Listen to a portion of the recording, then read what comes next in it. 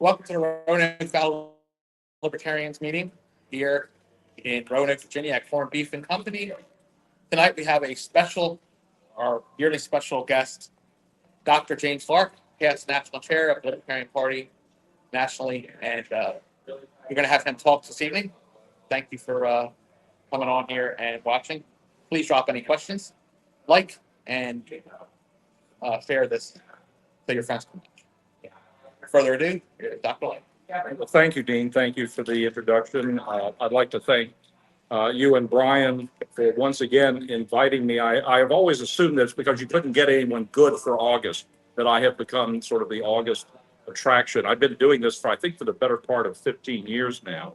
And it's always a great pleasure to be able to come down and see my friends at the Roanoke Valley Libertarians. Of course, for those people who know a little something about me, I'm from Pulaski, Virginia originally, which is a little further to the southwest. So in a sense, I'm coming back to my home area by coming down here.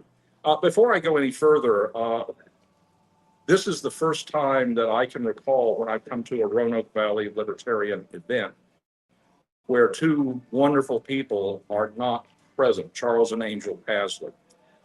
Charles and Angel basically were the bedrock for the Roanoke Valley Libertarians for many years. They kept things going. They were just wonderful people. I actually knew them when I was working with the Libertarian Party of Illinois about 40 years ago. They are truly paladins of liberty. Charles, unfortunately, has now passed away. And I want people to realize that it's folks like Charles and Angel who really are the ones who make revolutions happen, because there's the steady people who are constantly working hard for a goal of a libertarian society, one of individual liberty and personal responsibility. So if I may, to have some friends, raise a glass to Charles and Angel. So before I come down each August, again, I've become something of an institution. I asked Brian if there's something that he would like me to discuss. And given that over the past few years, we've had some interesting, if you will, disagreements in the Libertarian Party, that it's not unusual in political organizations. We've seen situations where many people, good activists, have departed, and this has been going on for quite some time, actually. And so Brian asked me if I could talk about, because of my experience in the LP, I've been around since 1983. Basically, why are we in a position where we actually do have these blow-ups occasionally, where we lose goodly numbers of people, including very good people, very good activists, good financial supporters? And why are we still able to survive? Why do we keep moving forward? And so I'd like to start off by saying, just showing you, by the way, how naive I was, because in 1983, I had just joined the LP. I was a visiting scholar for the summer of 1983 at the math department of the University of California in Berkeley. So I spent some time in the Bay Area. I met Pat Cox, who wrote for Reason magazine. We became friends. He invited me to cut down to Menlo Park, which is next door to Palo Alto, for a drink. And the day we got together, he had just gotten back from covering the Libertarian Party National Convention in New York City, the famous one in 1983, where there really was a big split. And he was describing what had happened, giving me sort of the quick and dirty description. And to show you just how naive I was, I said, well, wait a minute, we're all libertarians. Is there something that we disagree about that would cause such a split? Now, he didn't laugh hysterically, I suspect because he didn't want to embarrass me in front of other people, but I thought, well, what could possibly come between libertarians? What sort of arguments could we have that would cause a massive split in the Libertarian Party? I now, by the way, have figured out that, yes, these things happen. I think I now understand why. It should be noted that the Libertarian Party is, at least in my estimation, an ideological party. our very reason for existing is to promote a particular philosophical view of how the individual relates to the state. We are looking for a society of individual liberty combined with personal responsibility. So we have, of course, every libertarian has his or her own notion about exactly what that means. But I think in general, we're looking for a society where there is an enormous degree of individual liberty, enormous degree of latitude in terms of your activities. You can do pretty much what you want as long as you don't violate the like rights of your neighbors. You should basically be able to do what you will with your property as long as you don't harm others. Also, you must be responsible for your actions. And as an aside, this is the thing that I think really causes a lot of problems for people. They like the freedom part, they like this liberty thing when it concerns themselves. But responsibility, being responsible for your actions. For many people, well, frankly, they don't want to be responsible. And indeed, I think you can make an argument over the last 125 years, the expansion of big government in the United States at all levels has come as a flight from responsibility. So, with respect to ideological parties, because ideological parties consist of people who take ideas seriously, the party is in many cases organized to promote a particular intellectual view, a philosophical view. People who are attracted to such parties tend to take ideas pretty seriously. And as a result, it is not terribly surprising that ideologically inclined parties are going to have perhaps more arguments about in many cases intrinsic principles. How do we interpret these libertarian principles? How do they play out in the real world? So, and this is true, incidentally, if you look at socialist parties, if you look communist parties, all of these parties that are ideologically driven tend to be very fractious. Now, by the way, in the United States, Democrats and Republicans, they're very fractious too. But their battles in many cases, yes, there is an ideological component, but in many cases, the major battle is who gets power and who gets the particular cut of the action. Whereas with the Libertarian Party and many socialist parties, they're not in power. They don't have anything to divvy up, so to speak. So when we have arguments, when we have, in some cases, very nasty splits, it tends to be over ideological battles over ideas. Now, again, I've seen lots of cases where ideological parties have had nasty splits. I will say, by the way, with the Libertarian Party, at least when we have splits, by and large, you don't see dead bodies hitting the floor. Other political parties, when they have their ideological parties, when they have their splits, you actually see people getting ice picks put into the back of the heads of their opponents. The Libertarian Party, by and large, when we have splits, they're not violent, but they can be very, very bitter. Again, this shouldn't be terribly surprising because people who take ideas seriously, if they see what they consider to be a failure to observe libertarian principles, to carry out those libertarian principles, they're going to, in most cases, they're going to raise an objection. And it's not unusual, since libertarian principles can be interpreted in a wide variety of ways, to see splits that come about. And I mentioned 1983. That was probably the most well-known big split of the party. Over the last couple of years, I guess you could say actually the last 5 years, we've had, if you will, disagreements. There's the so-called Mises Caucus, and people who are not in the Mises Caucus. There have been battles, mostly over, I think, ideological issues, exactly how you interpret libertarian ideas. So we've had our battles. We've had in the Commonwealth of Virginia, we had a situation a couple of years ago where leadership of the Libertarian Party of Virginia, that leadership that was elected at a state convention, many of those leaders basically tried to collapse the Libertarian Party, which was most unfortunate.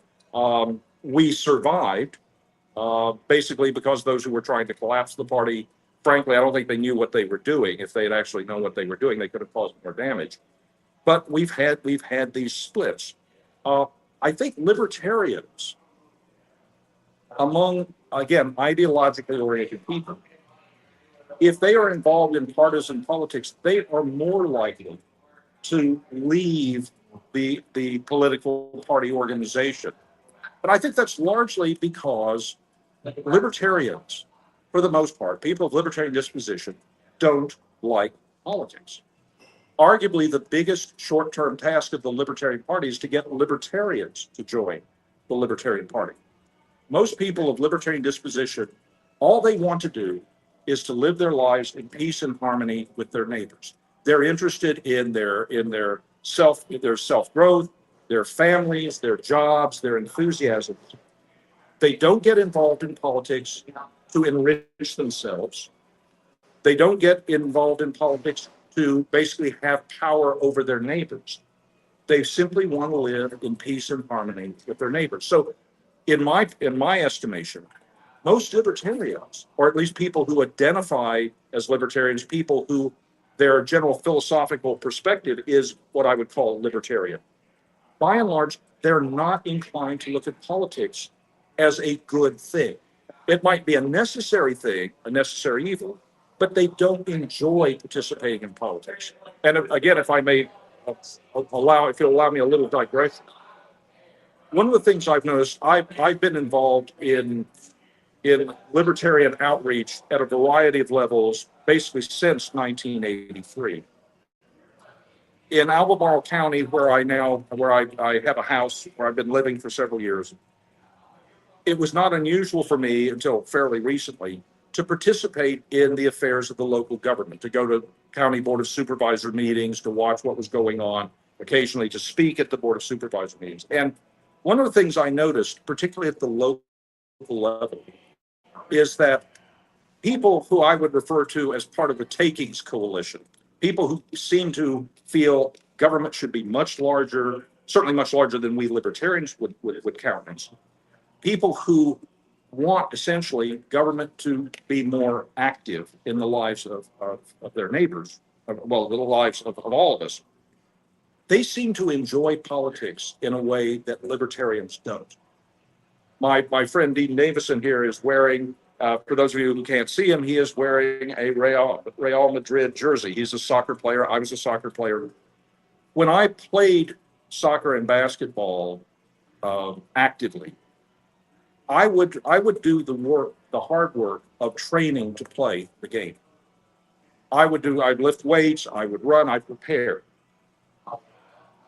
People on the other side of the ideological, people who are, again, in the takings coalition, people who embrace a much larger role for government than we would, they seem to be willing to put in the time and effort to prepare for politics in a way that many libertarians just aren't willing to do. Again, most libertarians, in my estimation, don't like politics. And as a result, they're not willing, in many cases, to put in that hard work that if you want to make changes, particularly at the local level, but pretty much at any level, you have to be willing to put in the effort. By the way, Bobby Knight, the famous basketball coach at Indiana University, then went on and did other things. Coach Knight had this interesting line. He said, people talk about the will to win. Do you have the will to win? And Bobby Knight said, everybody's got the will to win. Do you have the will to prepare? You have the will to do the hard work. And in many cases, libertarians aren't usually willing, at least from what I've observed, to put in the hard work that's necessary to prepare to win in politics. And again, I can understand that because we, by and large, we don't look at politics as a way of dealing with the major problems of the human condition. So there's a selection bias issue. So bringing us back to the point that Dean and Brian asked me to talk about, I think libertarians on the margin are more likely, if there is an ideological battle, and particularly if it turns nasty, they are more likely to step away from the party because in many cases they didn't really want to get involved in party politics in the first place.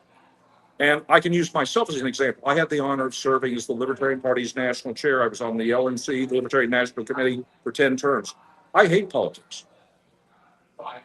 I'd much rather be discussing soccer or beer or good food or music or many of the things that give life joy.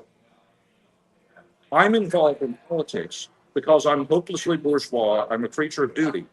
And I can't ask other people to work for my liberty if I'm not willing to do it. I can't ask you lovely people to be out there. Oh, by the way, you go out, you work your arses off, you go out and invest your blood, sweat, and tears, your hard-earned wealth to make, to help make me freer. I'll be on the veranda sipping an iced tea while you're out there working really, really hard. I have to be up on the firing line with my brothers and sisters who are working for liberty. But it's not because I like politics. I hate politics. And in fact, Vince Miller, who was founder of Liberty, what's now called Liberty International, it's called Libertarian International when he founded the organization. Vince says there's something about politics that causes the IQ of a lot of bright people to drop precipitously once they get into politics. So I don't like politics at all, but I'm involved. I make this point because many people in the liberty movement and in the Libertarian Party in particular, they're not as fortunate as I am in terms of having a lot of time. I'm a university professor.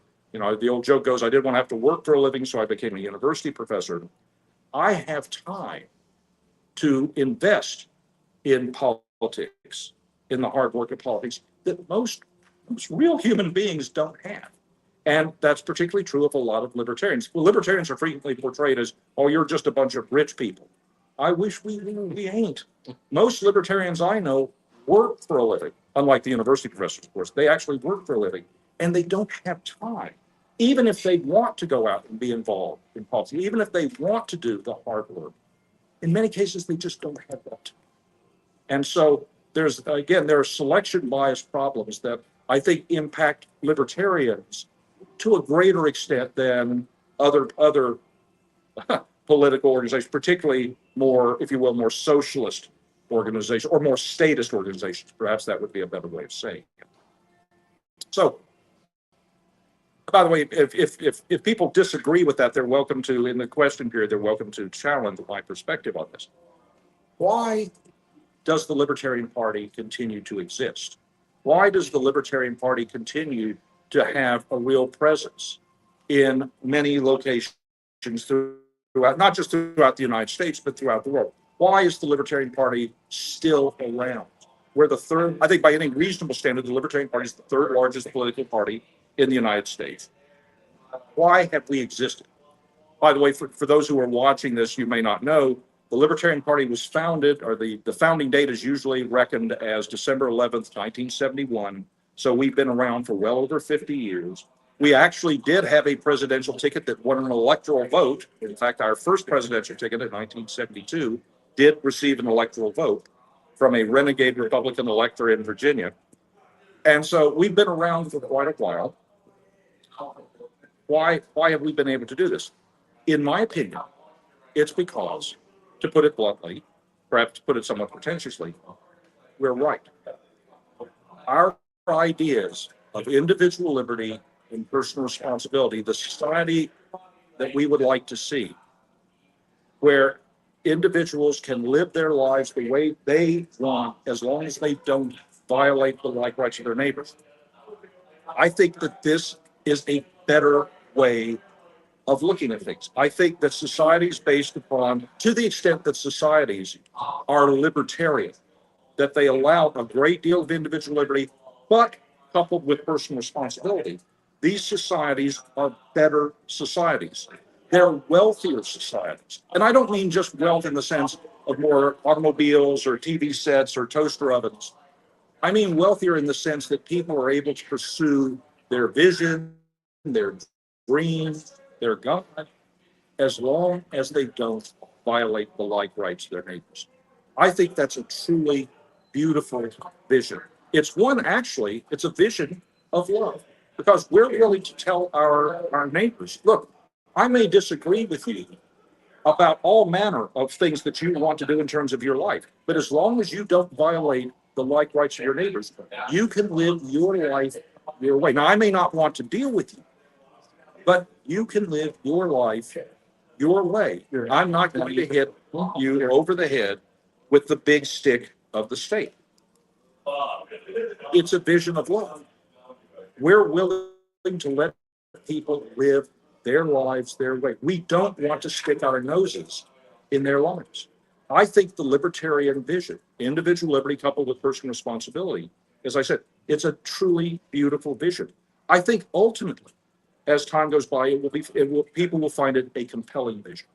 And I think it still excites enough people that they're willing to step forward, even in a political situation where our opponents write the rules of the game. Our opponents get to enforce those rules. And I hope this is not going to surprise you when I say our opponents don't always play fair. They cheat habitually. I think that our compelling vision animates people to step forward. That we have a vision that excites people. Now, you might say, well, does it excite enough people? Well, given our situation now, given that the state at all levels has become extremely large, it's overly large, it's overly intrusive, overly expensive, turning the vessel around, so to speak, moving society in a more libertarian direction, getting people to adopt a libertarian framework, it takes time. Because we've had at least 125 years of a philosophical revolution in very much the other direction. And so I think we are seeing signs, I've certainly seen signs in the world of ideas, again, as a university professor, that libertarian ideas, at least among people who traffic in ideas concerning the proper relationship between the individual and the state, I think we've made tremendous progress. Libertarian ideas, in terms of people who traffic in these ideas, professional idea traffickers, to a much greater extent now than when I was a much younger man, take libertarian ideas seriously. They don't necessarily like libertarian ideas for various reasons, but our ideas to a much greater extent are now being evaluated. And as a matter of fact, people who do not agree with us to a much greater extent now seem to feel they have to go out and attack us. We see far more attacks on libertarian ideas, suggestions that come from a libertarian framework about how we can make changes to government. Our ideas are under much greater attack than they used to be. And I see that as a sign of progress, because if people don't feel your ideas are going to have any salience with respect to the people, they won't have to attack. They don't have to go after you. To the extent that we're making progress, we see people attacking us. And in some cases, they have legitimate questions about how would a libertarian society operate. Reasonable people, by the way, may disagree with just how good a society, a libertarian society, will be. There are questions about how will a libertarian society operate. There are reasonable questions about this.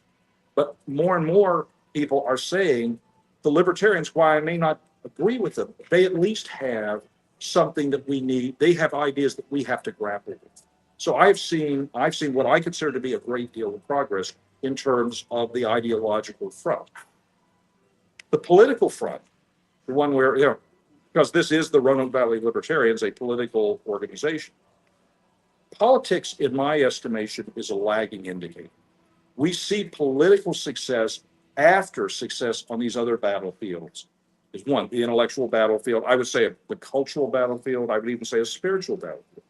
So right now, given who's in the White House, given who the person currently in the White House, what he replaced in the White House, who replaced the guy who's currently in the White House, who replaced some, given the chain, at least at the top of the pile, the presidency, you might say, well, are libertarians making any progress? I think the answer is yes. But unfortunately, in many cases, it's hard to see that progress. And I'll end my comments with the following. Hopefully you'll find this interesting. One of my favorite novels is The Caine Mutiny by Herman Wood. Of course, it was made into a movie starring Humphrey Bogart. I thought the movie was not very good. The book, I think, is great. At the start of chapter 18, Wook is basically saying, if you were a historian at the start of 1944, looking at history, you would say that to a large extent, the Allies were winning the war. Because with the perspective of a historian looking back, you would see that many of the great battles had been fought and had been won, that the Nazis had disastrously, had invaded Russia, they were getting their heads handed to them. The Japanese had expanded vastly too much over territory. The American military and industrial might was really coming to the fore. From a historian's perspective in 1944, things look pretty good. But if you are an ensign on a minesweeper on January 1st, 1944, sailing into Japanese waters, your perspective is going to be completely different.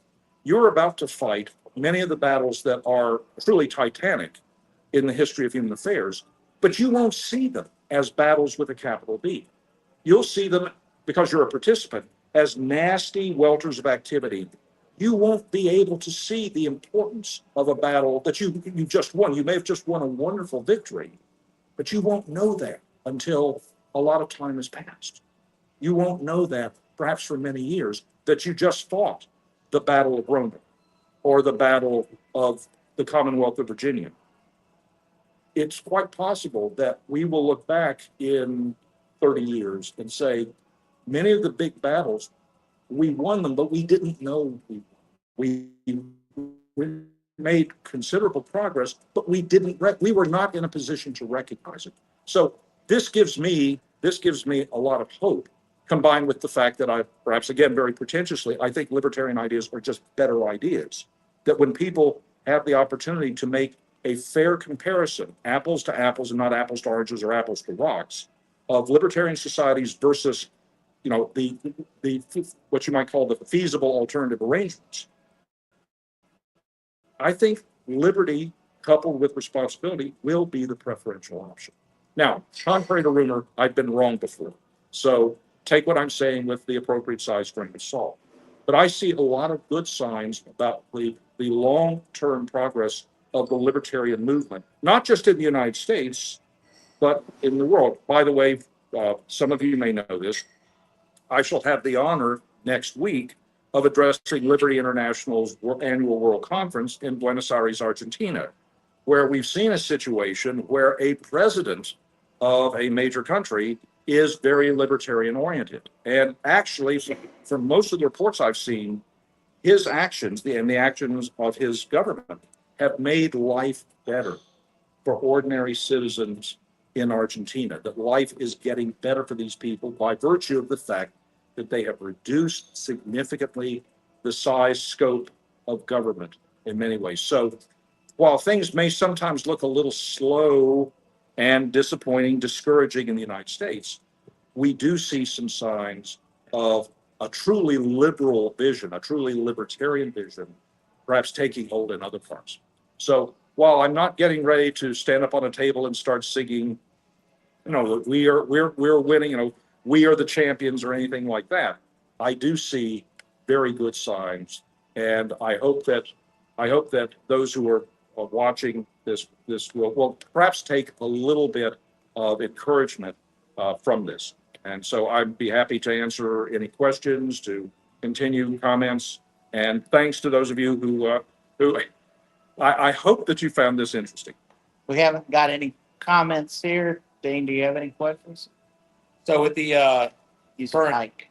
current climate we're in, I know it's one thing we have to worry about, but I think it's more of a comment and also a question. Do you think this will blow over hopefully soon, where we have such a disagreement in the party?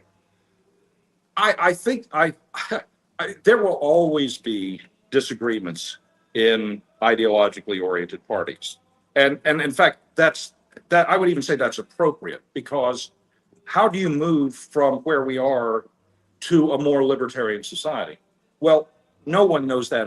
No one knows what the best way of doing that is.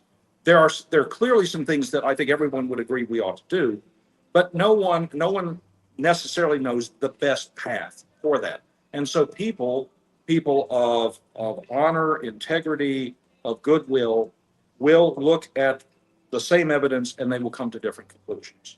So we will have disagreements. The question is, are those disagreements, first of all, are they, if you will, legitimate disagreements over, say, tactics, strategy?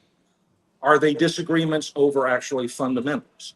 And this is one of the things that in some cases, the arguments have actually been over fundamentals. I don't know that I would argue that the current issues that have divided the Libertarian National Committee, that divided our national conventions in 2022 and 2024, I don't know that I would say that they were clearly disagreements over fundamentals, but there have certainly been situations where I think there may actually be at heart some real disagreements on what does it mean to be a libertarian. Now, by the way, for those of you listening, there's it's become something of a joke that there's actually only one real libertarian, and that's me. Everybody says I'm the real libertarian. All these other people are posers. And again, this is not unusual among ideologically oriented people, philosophically oriented people. If what we now have is actually a battle over fundamentals, what does it mean to be a libertarian? What do libertarian principles really mean in the real world? That's a really bad problem. If the arguments are actually just over tactics, strategy, then those things we could deal with. I should also point out that in some cases, maybe the arguments are over neither fundamentals or strategy and tactics. They're purely personal. And unfortunately, I've seen some situations where you see arguments that, I mean, this doesn't seem to have much to do with libertarianism. It actually has to do with the fact that you have people who just don't like each other and perhaps come from different cultures. That's ugly. And I suspect we'll always have a little bit of that. My hope is that people will ultimately focus on what's that wonderful phrase, keep your eyes on the prize. What do we want to achieve? We want to move society in a more libertarian direction. We want to see the institutions that are suggested by individual liberty and personal responsibility. We want to see those institutions flourish. And if people will keep their eyes on the prize, if they will try, in some cases, just assume the best about your colleagues in the party. Assume if they said something that you disagree with, that this was not because of ill motives or stupidity, or they just don't understand libertarian principles. Try to understand what it is they're saying. Be charitable in your interpretation, and put the moving the ball down the field, put that at the center of your efforts. There's also, as someone who's a former jock, there's the old expression about there's no I in team. If you focus on what's best for the team, moving the ball down the field, if you don't focus on, oh, by the way, I deserve credit, I'm the person who's responsible for this, it's amazing how much good could be accomplished when people focus on helping the team. So I don't know if that really answers your question. I personally think that what's going on currently at the National Party, I think that this is going to it's going to wash out. And I think we will see more focus in the not too distant future on more of a common vision as to what we want to achieve. Again, I've been wrong before, so it's possible that I'm wrong. I say this, by the way, because the people, and again, I'm referring specifically in this case to the issue of the Mises Caucus came into the National Convention in 2022. They basically swept the elections in terms of the Libertarian National Committee. They had a vision for what they wanted to accomplish. I think by any reasonable measure, they didn't accomplish what they said they were going to.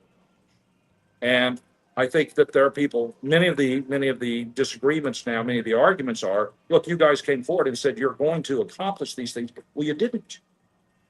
You didn't accomplish what you want to accomplish. But in some cases, by your metrics, you didn't get us where we wanted to go. And so maybe, okay, thanks for trying to move us forward. You didn't do the job. Maybe it's time for other people to step forward and be put in positions of responsibility. So my hope is that a lot of this will wash out. I will point out, by the way, that with respect to the current bitterness that we've seen, a lot of it was personal, at least from what I could tell. It was just people who didn't like each other. Perhaps they had good reasons not to like, but they didn't like each other, and they were not inclined to try to find how can we work together to benefit the team. So, and in some cases, what happens is that just washes out. People who don't like what happened, they're just going to leave. Now, they're, now we have fewer people in the party, but sometimes this just has to happen. A lot of the bad blood just leaves because people who were involved, perhaps people who were instigators or perpetuators of bad blood, they leave, and what's left, perhaps you'll have much more of a team feeling, much more of a team effort. I don't know if that answers your question, but that's Absolutely. Anybody else have any questions? You said that the last major split was in 1983. You said that it'll probably wash out. I'm sorry, excuse me. That's probably the split that people who've been around for a while, that's the one that it really was a big split. It took place at a national convention, and a large part of the motive force in terms of the party, mostly people associated with Ed Crane and people associated with the Cato Institute, they left the party. And it was I think it was over tactics, strategy and tactics. That's the one where you really did have a major part of the, if you will, the institutional knowledge, some of the money that was being contributed, that left. So we've had nasty disagreements subsequently, but I think the thing that you could really say was the major split, or to the extent that the most important, the most consequential, I would put that at 1983. Other people may have a different view of these things. How long did it take the party to get over it? Because if this is a minor separation, and like that's what bothers me is a lot of these folks, when they say, all right, I'm leaving the party, well, the libertarians aren't what they used to be. Well, I don't know what that means. Like me and Andy, and Dean, yourself, I don't see no difference in our, so it's not like we're trying to change anything. So how long did it take to get it back on track? Or did it ever get on track? Well, that's one could make the one. I'm sure there are people who would make the argument that the LP in some ways still hasn't completely recovered, because again, many of the people who left, these were people who were in a position to donate a great deal of money. These were people who had been involved in running campaigns. I mean, you don't like to lose knowledgeable people who actually have record of accomplishment. The Libertarian Party in 1985, my understanding was that there was a question about could we actually keep the lights on at the national office, that the party was in severe financial problem, was in a very bad financial condition in 1985. The convention, the national convention took place, I believe, in Phoenix, and people said, look, we've got to put things right. And we did move forward. And in 1987, we nominated Dr. Ron Paul as our presidential candidate. Dr. Paul, of course, former congressperson, so he actually did have some gravitas, if you will, in terms of politics. So I suppose you could make the argument that at least from 1983, there was a non-trivial recovery to some extent by 87, and then by 1992, and then ultimately by 1996, where we had a very attractive candidate in Harry Brown. There was a lot of national attention to our national convention, which took place in DC in 1996. So I think that one could make a reasonable argument that an awful lot of the problems that were caused by the big split, by 1996, things had gotten a lot better. And again, other people might look and say, well, no, the turnaround was, say, the Salt Lake City Convention in 1993 when Steve Dosbach became the national chair, because Steve's very, very good. He helped get us on track on a lot of things. Different people may identify different points in time, but I think that the party certainly had recovered to the point where by 1987 that we could actually run a national campaign and actually get some attention. By the way, for those people who were not around during 87, 88, Dr. Paul gallivanted all across the United States. I mean, he was indefatigable in terms of campaigning, trying to promote the Libertarian Party. And I think he did a great deal of good work that helped us build back up. So that's my perspective. Again, other people may have, they may look at things somewhat differently than I, but that's certainly the way I would view these things. What has been let me ask, one of the things, we got Elon Musk, he's trying to start his new third party with the American Party. Then you have like Andrew Yang, had Ross Perot, all these rich guys, they came along, they said, we're going to start this major party, or we're going to start another party. What is your thought process of libertarians? Because one of the Mises Caucus ideas was to try to team with the Republican Party. I'm totally against. I've had my throat cut too many times by the major parties. Mhm. And now I understand, like, getting behind on, like, let's say anti-war Sure. or anti-what, or some fight against some issue. That's cool. But I don't like saying, hey, we're going to, as our former chair said, Angela McCardle, she said, they want to run, this is her statement, they were going to run a presidential candidate in 2028. If the Republican does not give them some type of concession, Mhm. then they will run the candidate. And if they will drop the candidate out. So immediately I was like, well, that person shouldn't even get a vote at the national party, at the convention. Well, so what's your thought process of the libertarians when they work with these groups? Should we try to I know they're trying to bring Elon in because he's got X, he's got the money, and God knows, as you said, we need it. And I would like to know who thinks we're rich. Because I've always been told we're crazy anarchists and drug users. So what's your thought process of? Well, you've actually combined several issues into one question. So allow me, with respect to, for example, I was asked on the radio. In fact, tomorrow I will be on the radio in WINA radio. I'm on the radio every month with Rob Schilling in his program. I offer the libertarian perspective, or at least my libertarian perspective, on a monthly basis on his program, which is a daily program for 2 hours, WINA radio. Someone asked me what were my thoughts about Elon Musk's effort to start a party, and my response was, well,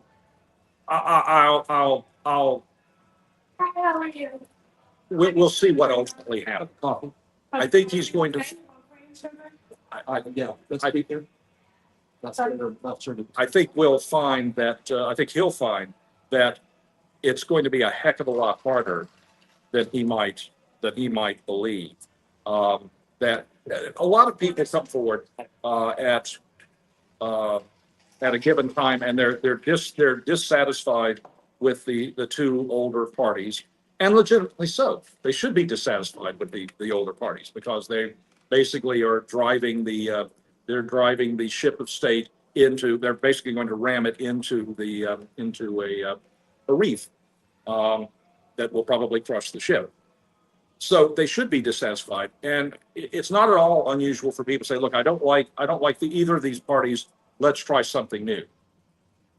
But then, when the something new comes along, they'll ultimately have to make a decision. Do I vote for the something new, or do I vote for Tweedledum or Tweedledummer, the Democrats and Republicans? And in many cases, they actually turn around and vote for what they have, because they actually, what the new party coming forward doesn't really give them what they want.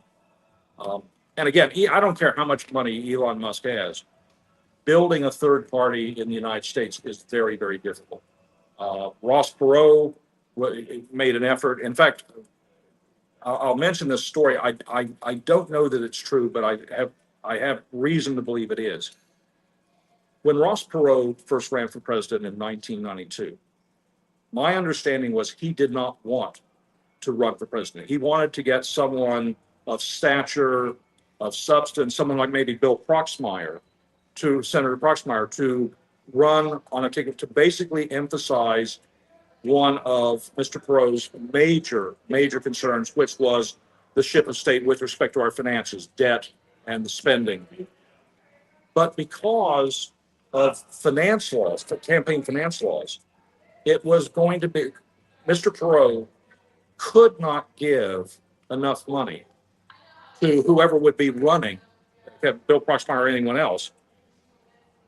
These campaign finance laws essentially made it, he just could not give the sort of money that would ensure that a candidate representing Mr. Perot would actually be able to get on the ballot, that would be able to get the sort of attention. However, because of the campaign finance laws, Mr. Perot could spend his own money on his own campaign. And the suggestion is that the reason Ross Perot ran was not because he wanted to, he wanted someone else to do it, but campaign finance laws basically meant that for him to have any chance of making a real impact on the election, he would have to run as the candidate so that he could then spend money. Okay. So I think any effort to build a third party, particularly one that is not based upon clear ideological principles, is going to have a very hard time to do it. And by the way, the Democrats and Republicans are not going to stand around and allow that party to get off the ground easily. Again, our political opponents get to make the rules for us. They get to interpret the rules, and they don't always play fair. So any effort to build a third party, I think, is going to, it's possible for it to succeed. I don't think it's terribly likely. With respect to the issue of our working with one of the legacy parties, Democrats or Republicans, the way I look at this is we should always be willing to listen to an offer, but we have to understand what we're all about. And any offer that basically puts us in a position where we say we're not going to do something if you'll do something for us. First of all, is that offer, is it actually enforceable? Because it's, Republicans might say, oh yeah, we'll give you this, you do this, and then they don't do what they've said they're going to do. So the enforceability of any sort of arrangement makes any sort of agreement with Democrats or Republicans somewhat problematic. I also think that it's important, a very important aspect of our effort is education. We are not an educational organization, but a very important aspect of what we do is education. Basically clarifying issues for people, making sure, if nothing else, having a libertarian candidate in a race may make it likely, in fact, I would say usually will make it likely, that important issues will at least be heard. Whether they'll be properly addressed is a different question, but at least people will ask questions. Whether they'll be answered, we can't say. But the presence of a third party, our party, or in some cases, other parties, may make sure important questions that the legacy candidates would like to just wave away, we may force them to actually address that. And that can be extremely valuable. So any sort of arrangement that is proposed to us, again, I'm willing to listen. I'm a reasonable, but let's just say that the offer has to be a damn good one. And I have to have, it cannot force us to compromise our values. And we also, we need to understand that to the extent that we work with other parties, particularly if it's just one of those other parties and not both of the legacy parties, it's very easy for people to say, well, you guys, you're just Republicans, who don't call themselves Republicans, or you're Democrats who don't call themselves Democrats. We have to be very careful that we don't allow people correctly, in some cases, to label us as, well, you're doing the dirty work of these guys we don't like. So I'll listen, but anybody who comes to me with an offer for us to do something that will benefit another political party as well, they're going to have to explain it very carefully, and it's going to have to be something that clearly does benefit the liberty movement. So, okay. So that kind of rolls into what I actually was going to ask is your thought process on this whole Mike Vermont and his group jumping over to the caucus. I mean, the Republican Party. Do you think there's going to be anything that can be done there? Well,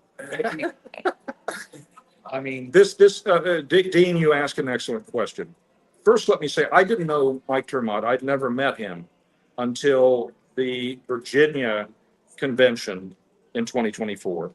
And I didn't really have a chance to chat with him very much until the national convention. And I must say, I liked him. I thought he struck me as a bright fellow, good fellow, articulate, someone who could explain ideas nicely. And ultimately, I did not support him in the nomination battle, but he was someone that I could have been reasonably happy. I was surprised that he chose to go another direction. The way I look at it, look, my crystal ball broke a long time ago.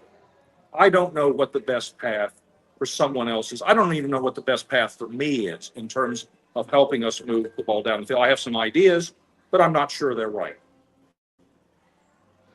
When people come to me and say, Jim, what should I do?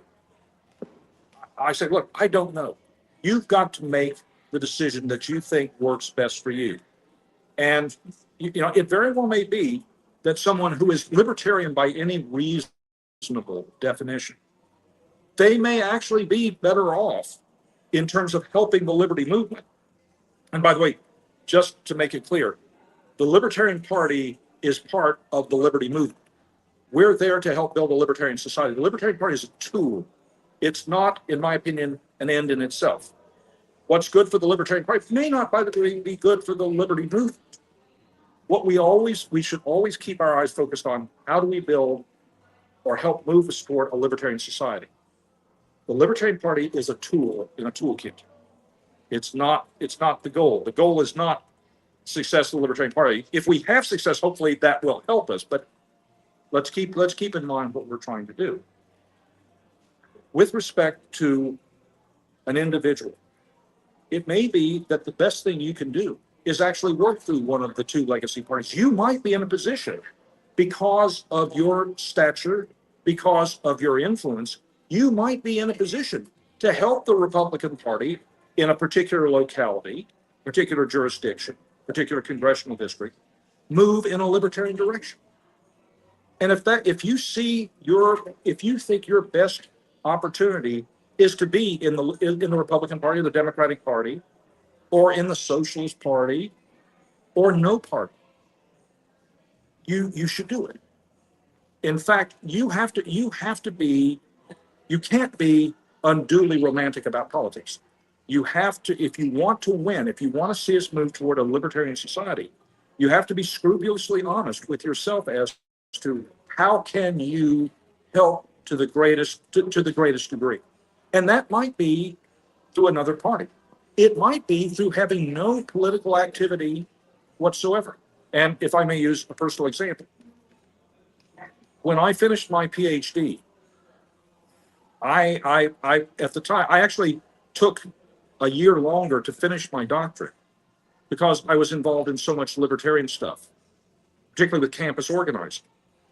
I probably could have finished a year earlier, which would have been nice because the faculty job market went from horrible to catastrophically bad in that extra year I spent in graduate school. I have often asked myself, would I have been, would I have helped the liberty movement more by staying out of politics, but by being known as the brilliant scholar who is very good, who, by the way, happens to be a libertarian, and he's working on issues that perhaps do not look like they are political issues, but they actually do have political impact? Would I be more effective if I didn't have a partisan touch? Because there are people who say, "Oh, that's Jim Lark, the libertarian," as opposed to "That's Jim Lark, the brilliant professor, the wonderful guy," who, by the way, happens to be a libertarian. So I've had to ask myself the question: would I be more effective, or would I have been more effective if I had gone in a different direction? Each individual who believes in liberty and responsibility has to ask the question: what can I do that will give us the most impact? And I can't answer that for people. And it very well may be that, again, for some people, the most important thing you can do is stay out of politics, build your business, create wealth for people, be a good person in your community. Perhaps you're involved in various community activities that help people. And people know, that Brian Heiner, he's out there, he's helping sick children. He's helping clean the streets. He's helping people who need help. And he's a libertarian. You can have an enormous impact through means that are not political. What you have to do is you have to ask yourself, what can you do? The thing that the most important thing I would tell Mike Termott, if he were asked for my opinion, which he has not, or anybody else who is thinking about acting through in other ways, is you must be scrupulously honest with yourself. If you decide you're going to move to the Republican Party, all right, how would you determine whether you made a good move? In other words, what indices of performance, what metrics would you use to say, yes, this was a good move? How would you determine, was this the right way to go? And be scrupulously honest. If you actually did something and you could say, yes, this is how I made an impact, and I think it would have been, what I did was better than what I could have done under any reasonable alternative arrangement, okay. But don't get involved in another party and then not ask yourself the question, did this work? Because I've seen a lot of people who say, well, the Libertarian Party's not going to work, so they'll go and work through another party. Okay, fair enough. I can't tell you what to do. But did it work? Did you actually achieve what you wanted to achieve? At least at a minimal level. Be scrupulously honest with yourself. And I've seen a lot of people who said, well, the Libertarian Party is not going to have an impact. I better act through these other parties. Well, it doesn't seem like it worked out. And again, I'll come back to a personal experience. I remember in 1980 when Ronald Reagan was the candidate. Reagan sounded very libertarian. Now, he didn't turn out to be as libertarian as he sounded. And you have to ultimately look at the results. But if you look at Reagan's rhetoric compared to Donald Trump's rhetoric, you go 44 years from 1980 to 2024, look at the difference. I mean, Trump, occasionally would say something that, reasonably, and I will give the devil his due. Donald Trump has actually done some good things as president. Of course, he's done so much, it would be impossible for him not to do anything that's good. But if you look at his rhetoric, I mean, the things that the vast majority of libertarians are talking about in terms of moving society in a libertarian direction, a lot of these things, Donald Trump is going completely the opposite direction. If you compare Trump to Reagan was much more libertarian sounding. So those people who wanted to get involved in the Republican Party to make it more libertarian, my opinion is that that project has been a failure. Now, of course, they may say, thank God we did this. Look how bad the Republicans would be if we weren't doing it. So I suppose we have to be fair. But I don't think let me rephrase. I think it is very hard for people who've argued for a Republican Liberty Caucus or a Democratic Freedom Caucus or something like that to show real signs of success. Maybe they exist and I don't know about them. And I'm perfectly happy to learn if they have had success. I'll pat them on the back. But I don't think we're going to be that successful by any sort of large movement of libertarians into one of the legacy parties. Again, I've been wrong before, so who knows, maybe I'm wrong here, but I think the evidence is pretty clearly on the side of if we want if we want to move, if we want to have an impact in politics, and again, politics is not the only way of moving society. But I think having a libertarian party that is unambiguously libertarian, that is basically arguing for good values, I think that's extremely important. So again, other people may look at things differently. You have a question? All right. Let me see that real quick. So, just real quick before we wrap up, on August 20th, we're going to come back onto YouTube and we're going to have a conversation with Lana, let's see, Lagia, and she is the vice president of the political affairs for the New Jersey Libertarian Party, and she's the candidate for the New Jersey Assembly District 24. She's going to come on. She's going to discuss New Jersey politics, and she's going to have some insights on the LP's efforts to grow in that region. So we hope that you'll come back on August 20th at 6 p.m. and to hear from that candidate from up there in New Jersey. So I'll turn it back over to Dean real quick, and we'll wrap it up.